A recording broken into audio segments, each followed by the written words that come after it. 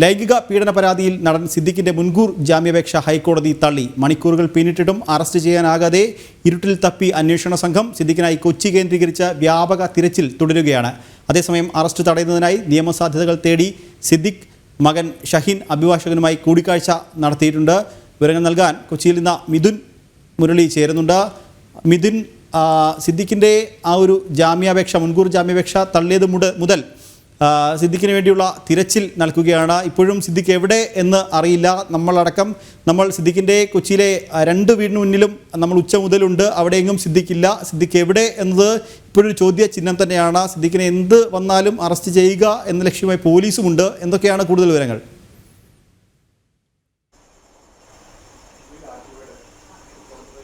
അതിലെ പ്രഥമ ദൃഷ്ട്യാ സിദ്ദിഖ് കുറ്റകൃത്യം നടത്തിയിട്ടുണ്ട് എന്ന് കണ്ടെത്താനാകുമെന്ന് പറഞ്ഞുകൊണ്ടാണ് സിദ്ദിഖിന്റെ മുൻകൂർ ജാമ്യാപേക്ഷ ഹൈക്കോടതി തള്ളിയത്. അതിന് തൊട്ട് പിന്നാലെ തന്നെ സിദ്ദിഖിനെ അറസ്റ്റ് ചെയ്യും, അറസ്റ്റ് ഉടൻ ഉണ്ടായേക്കും എന്ന് പറഞ്ഞുകൊണ്ട് പ്രത്യേക അന്വേഷണ സംഘവും അന്വേഷണം വ്യാപിപ്പിച്ചിട്ടുണ്ട്. കൊച്ചി കേന്ദ്രീകരിച്ചുകൊണ്ടായിരുന്നു രാവിലെ മുതൽ തന്നെ പ്രത്യേക അന്വേഷണ സംഘത്തിന്റെയും പ്രാദേശിക പോലീസിന്റെയും നേതൃത്വത്തിലുള്ള അന്വേഷണം നടക്കുകയും ചെയ്തത്. പക്ഷേ മണിക്കൂറുകൾ പിന്നിട്ടിട്ടും, മുൻകൂർ ജാമ്യാപേക്ഷ തള്ളി മണിക്കൂറുകൾ പിന്നിട്ടിട്ടും സിദ്ദിഖിനെ കണ്ടെത്താനാകുന്നില്ല എന്നതാണ് ഈ മണിക്കൂറിലെയും പ്രധാനപ്പെട്ട വസ്തുത. സിദ്ദിഖിന്റെ 2 വീടുകൾ, ആലുവ കുട്ടമശ്ശേരിയിലെ വീടും കാക്കനാട്ടിലെ വീടും കേന്ദ്രീകരിച്ചുകൊണ്ട് അന്വേഷണം നടത്തി. ഈ 2 വീടുകളിലും സിദ്ദിഖ് ഇല്ല എന്നുള്ള വിവരമാണ് ലഭിക്കുന്നത്. ഇന്ന് രാവിലെ മുതൽ സിദ്ദിഖിന്റെ ഫോണും സ്വിച്ച് ഓഫ് ആണ്. ഇന്നലെ വൈകിട്ട് കാക്കനാട്ടിലെ വീട്ടിൽ സിദ്ദിഖ് ഉണ്ടായിരുന്നു എന്നുള്ള വിവരങ്ങളും ലഭിക്കുന്നുണ്ട്. പരിസരവാസികളായുള്ള നാട്ടുകാരിൽ നിന്നുമാണ് ഇത്തരത്തിലുള്ള വിവരം അന്വേഷണ സംഘത്തിന്, പോലീസിന് ലഭിച്ചിരിക്കുന്നത്. പക്ഷേ അതിനുശേഷം ഇന്ന് ഈ ഒരു മുൻകൂർ ജാമ്യാപേക്ഷ തള്ളിയതിനു ശേഷമായിരിക്കണം കാക്കനാട്ടെ വീട്ടിൽ നിന്നും സിദ്ദിഖ് പുറത്തേക്ക് പോയിരിക്കുന്നത് എന്നുള്ള അനുമാനത്തിലേക്കും അന്വേഷണ സംഘം എത്തുന്നുണ്ട്. സിദ്ദിഖിന്റെ വാഹനം കുട്ടമശ്ശേരിയിലെ വീട്ടിലാണ് ഉള്ളത്. അങ്ങനെ സിദ്ദിഖിനെ കണ്ടെത്തുന്നതിനുള്ള തീവ്രശ്രമം ഒരു ഭാഗത്ത് നടക്കുന്നു. പക്ഷേ മണിക്കൂറുകൾ പിന്നിട്ടിട്ടും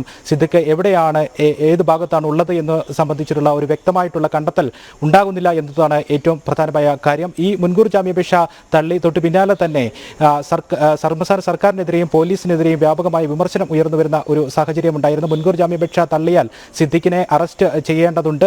ആ അറസ്റ്റ് നടപടികളിലേക്ക് കടക്കുന്നതിന് വേണ്ടി പ്രതി ചേർക്കപ്പെട്ടിരിക്കുന്ന ഏറ്റവും ഗൗരവകരമായിട്ടുള്ള ഒരു കേസിൽ, ബലാത്സംഗ കേസിൽ പ്രതി ചേർക്കപ്പെട്ടിരിക്കുന്ന സിദ്ദിഖ് പോലീസിന്റെ നിരീക്ഷണത്തിലായിരിക്കണം.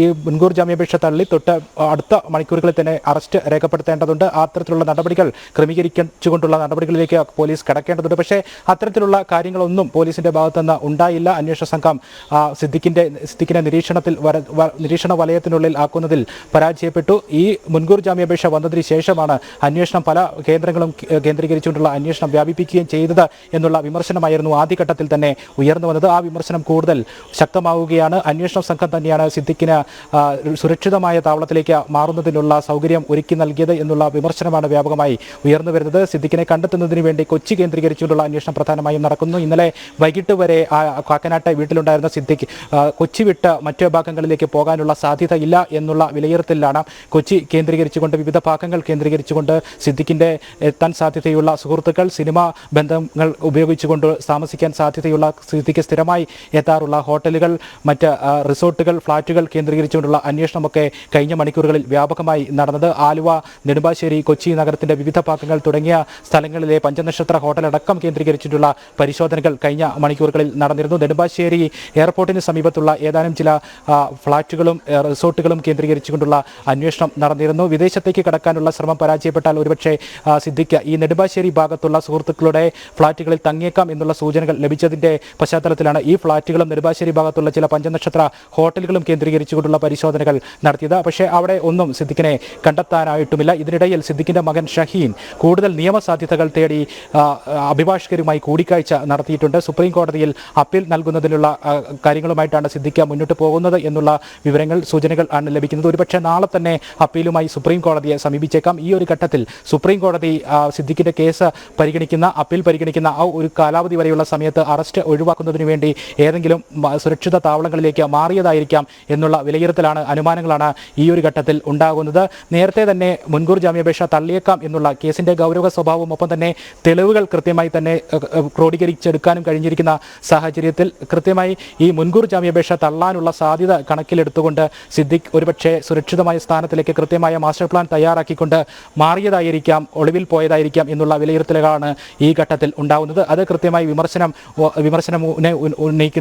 എത്തിക്കുന്നത് കേരള പോലീസിലേക്കാണ്. കൃത്യമായി അത് രക്ഷപ്പെടുന്നതിനുള്ള സാധ്യതകൾ അല്ലെങ്കിൽ അങ്ങനെ ഒരു സാഹചര്യം ഒരുക്കി നൽകിയത് പോലീസാണ് എന്നുള്ള വിമർശനം ഇനിയുള്ള മണിക്കൂറുകളിൽ ഉണ്ടാകും. അത് ആദ്യം തന്നെ ഉയർന്നു വരികയും ചെയ്തതാണ്. എന്തായാലും കൊച്ചി കേന്ദ്രീകരിച്ചുകൊണ്ടുള്ള വിവിധ ഭാഗങ്ങൾ കേന്ദ്രീകരിച്ചുകൊണ്ട് ഹോട്ടലുകൾ, റിസോർട്ടുകൾ, ഫ്ളാറ്റുകൾ കേന്ദ്രീകരിച്ചുകൊണ്ട് സിദ്ദിഖിന്റെ സുഹൃത്തുക്കളുടെ ഫോൺ വിളികൾ അടക്കമുള്ള കാര്യങ്ങൾ കേന്ദ്രീകരിച്ചുകൊണ്ടുള്ള വ്യാപകമായ പരിശോധനകളാണ് ഈ മണിക്കൂറുകളിലും ഈ രാത്രിയിലും നടന്നുകൊണ്ടിരിക്കുന്നത്. എത്രയും വേഗം സിദ്ദിഖിനെ പിടികൂടുക എന്നത് പോലീസിനെ സംബന്ധിച്ചിടത്തോളം ഒരു അഭിമാന പ്രശ്നം തന്നെയാണ്. കേരള പോലീസിനെ നാണക്കേടുണ്ടാക്കുന്ന ഒരു വിഷയമായി ഇത് മാറുകയും ചെയ്യും.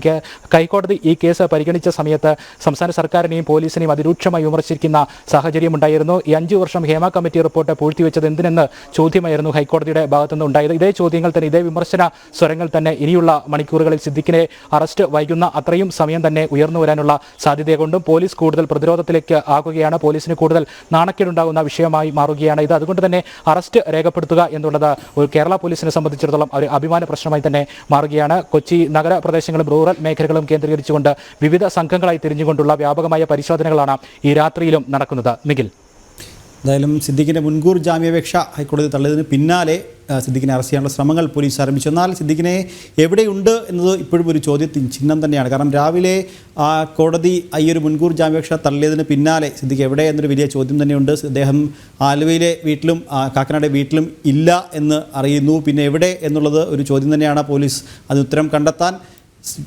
തീവ്രമായ ശ്രമം നടത്തുന്നുണ്ട്. ഇതിനിടെ അഭിഭാഷകനുമായി സിദ്ദിഖിൻ്റെ മകൻ കൂടിക്കാഴ്ച നടത്തി. കൂടുതൽ നിയമസാധ്യത അതിനെപ്പറ്റി ആരായാൻ അഭിഭാഷകനുമായി മകൻ കൂടിക്കാഴ്ച നടത്തി എന്നും അറിയുന്നുണ്ട്. വിശദമായ വിവരങ്ങൾ നൽകുകയായിരുന്നു കൊച്ചിയിൽ നിന്ന് മിഥുൻ മുരളി.